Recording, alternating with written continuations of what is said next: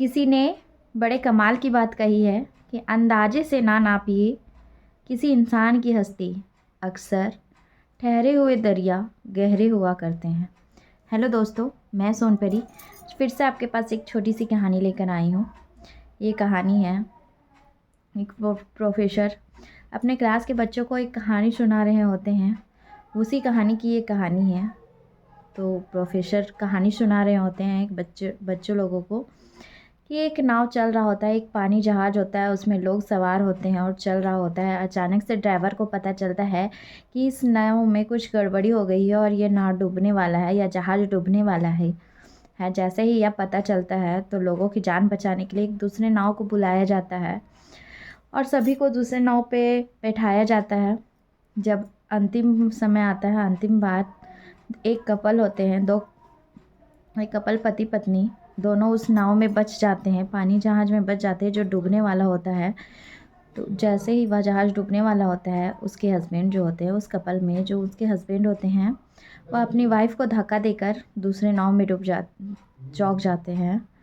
जैसे ही वह चौंकते हैं, वहीं पे प्रोफेसर अपनी कहानी को रोककर बच्चों से पूछते हैं कि इसके आगे क्या हुआ, उसकी पत्नी ने उसे क्या कहा होगा।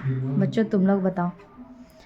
बहुत सारे बच्चे कहते हैं कि उसकी पत्नी ने कहा होगा, धोखेबाज हो तुम, मुझे छोड़कर नाव में चले गए, आई हेट यू बोला होगा। एक बच्चा उनमें से ही बहुत शांत था और वह कहता है, सर, वह कहा होगा, वह कही होगी कि बच्चों का ख्याल रखना। यह बात सुनकर प्रोफेसर भी आश्चर्यचकित हो जाता है और उससे पूछता है, क्या तुमने ये कहानी पहले से सुना है? बच्चा कहता है, नहीं। वह कहता है, मेरी माँ भी नहीं है इस दुनिया में और मेरी माँ भी मरने से पहले मेरे पिता से यही कह के गई थी कि बच्चों का ध्यान रखना। शायद वह औरत भी अपने पति से यही कही है कि मेरे बच्चों का ध्यान रखना। वह औरत पानी में डूब जाती है। वह आदमी अपने आगे की ज़िंदगी चलाने लगता है, अपने बच्चों को संभालने लगता है।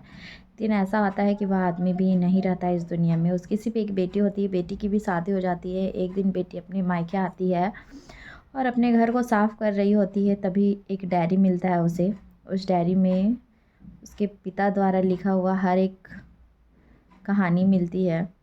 उसके पिता द्वारा लिखा हुआ यही मिलता है कि तुम तो बीमार थी, तुम्हारा आज ना तो कल इस दुनिया को छोड़ के जाना तय था, लेकिन मैं उस समय तुम्हारे साथ ही उस समुद्र में समाना चाहता था, लेकिन मेरी बदकिस्मती देखो, मेरी जिम्मेदारी देखो कि मैं तुझसे दूर हो गया और मुझे बच्चों को संभालने के चलते मैं आज तुम्हारे पास नहीं हूँ और मैं अकेला रह गया। यह पढ़ के सुनकर उस लड़की की आंखों में आंसू भर जाते हैं और वह फूट फूट कर रोने लगती है। तो यह कहानी हमें यही सिखाती है कि कभी भी कोई इंसान हर तरफ से गलत नहीं हो सकता है। पहले उसके बारे में पूरी जानकारी ले लीजिए कि क्या वह सच में गलत है। अगर वह कुछ किया है तो शायद उसकी कोई मजबूरी रही होगी, बारे में हम पूरी तरह से नहीं जानेंगे। तब तक हमें कोई हक नहीं है किसी को गलत ठहराने का। तो अंत में हम यही कहेंगे कि हमेशा अपना कर्म अच्छा कीजिए, ऊपर वाला आपके साथ अच्छा करेगा। तो अंत में हम यही कहेंगे, ऊपर वाले के आशीर्वाद के साथ, खुद की मेहनत के साथ कर दिखाओ कुछ ऐसा जिसे इतिहास बन जाए। धन्यवाद दोस्तों।